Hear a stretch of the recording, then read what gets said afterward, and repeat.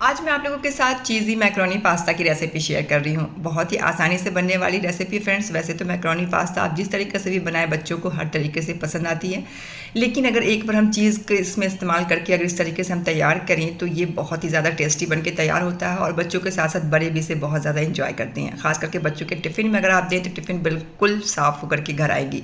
तो बहुत सिंपल सी recipe friends, इसलिए वीडियो को बिल्कुल भी स्किप ना करें। तो हेलो फ्रेंड्स, मैं शगुफ्ता पिंकी की दुनिया फ्रॉम दिल्ली में आपका वेलकम करती हूँ। इस रेसिपी को तैयार करने के सबसे पहले मैंने यहाँ पर 2 गिलास पानी को बॉईल करने के लिए चढ़ा दिया था और जब पानी बॉईल हो गए देन मैंने उसमें 1.5 कप मैक्रोनी डाल दी हूँ और इसमें आधा छोटे चम्मच नमक मैंने ऐड कर दिया और इसे 4 से 5 मिनट तक मैं इसे मीडियम फ्लेम पर उबाल लूँगी।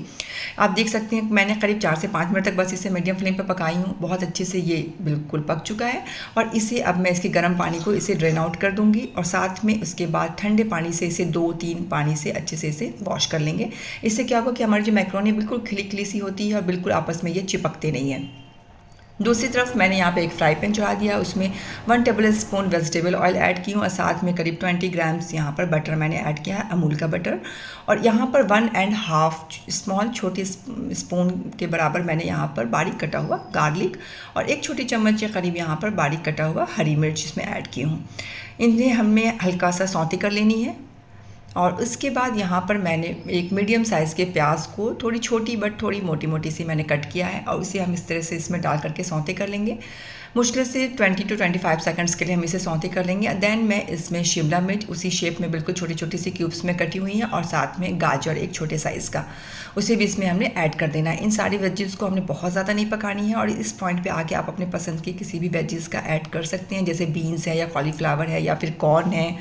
तो इन सारी सब्जियों को हमने हल्का सा सौते कर लिया है। आखिर में मैं थोड़ी सी टमाटर भी ऐड कर दी, एक छोटे साइज़ का। टमाटर चूँकि बहुत जल्दी गल जाता है इसलिए मैंने टमाटर को आखिर में यूज़ किया है। और अब यहाँ पर थोड़ी सी मैंने आधी छोटी चम्मच नमक ऐड कर दी और आधी छोटी चम्मच कश्मीरी लाल मिर्च का पाउडर। इसे भी डालने के बाद बस 10 से 15 सेकंड के लिए हम इसे अच्छे से मिक्स कर लेंगे। और अब यहाँ पर मैंने 1 चम्मच भर करके टमाटो केचप में इस्तेमाल कर रही हूँ। यहाँ पे टमाटो केचप मैंने इस्तेमाल कर रही हूँ और उसके बाद इसे भी हमने अच्छे से मिक्स कर दिया है।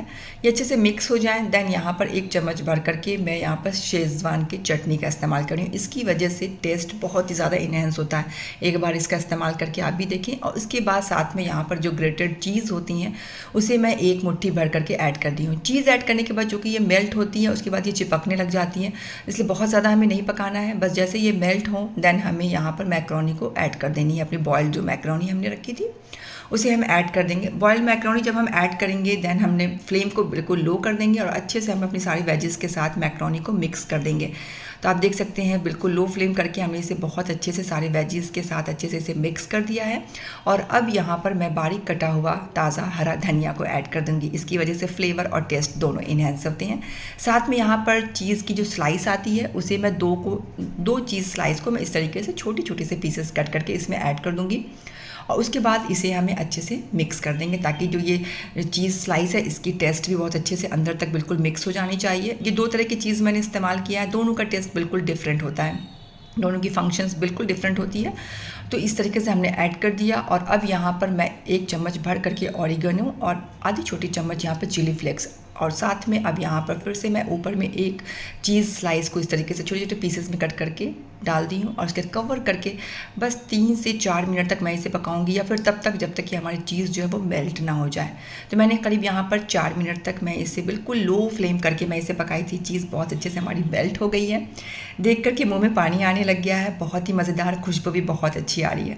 तो बहुत ही सिंपल, बहुत ही आसानी से बनने वाली ये हमारी चीज़ी मैक्रोनी पास्ता बन करके तैयार हो चुकी है। आप एक बार इस तरीके से बना करके देखें, यकीन मानिए बच्चे बहुत ज़्यादा पसंद करेंगे और बच्चे तो छोड़े बड़े भी आपसे बार बार इस तरीके से चीज़ी पास्ता का डिमांड करेंगे।